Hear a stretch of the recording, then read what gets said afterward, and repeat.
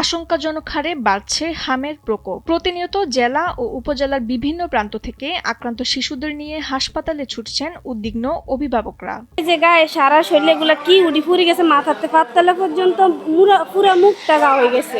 Comilla medical college হাসপাতালের শিশু বিভাগে দেখা যায়, শয্যা সংকটে অনেক শিশুকেই মেঝেতে থেকে নিতে হচ্ছে চিকিৎসা। অপরিষ্কার, এখন তো আপনার পরিষ্কার পরিচ্ছন্ন যত রাখা যায় এত বাচ্চারা ভালো থাকে। এখন একসাথে আবার নিচে বেড দিচ্ছে, উপরে বেডও দেয় নাই, ময়লাটা একটু বেশি হয় আর কি, অপরিষ্কার। জেলা সিভিল সার্জন আলী নূর মোহাম্মদ বশির জানান, কেবল শিশুরাই নয়, বড়রাও এই রোগে আক্রান্ত হচ্ছেন।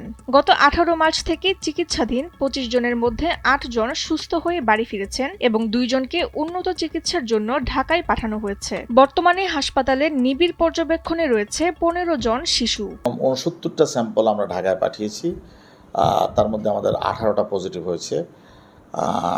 আর এদের বিভিন্ন পর্যায়ে চিকিৎসা চলছে ঢাকায় এবং কুমিল্লা বিভিন্ন। আমার এখানে ভর্তি নেই, মেডিকেল কলেজ হাসপাতালে সম্ভবত আছে এবং ঢাকা আইডিএস হসপিটালে আছে। দ্রুত বিস্তার লাভ করা এই রোগ প্রতিরোধে শিশুদের টিকা নিশ্চিত করার পাশাপাশি স্বাস্থ্যবিধি মেনে চলার পরামর্শ দিচ্ছেন চিকিৎসকরা। জ্বর থাকে এবং সাথে শরীরে বিভিন্ন ধরনের দানাদার জিনিস ছোট ছোট দাগের মতো দেখা যায়, সেই ক্ষেত্রে তখন তারা ডাক্তারের শরণাপন্ন হবে।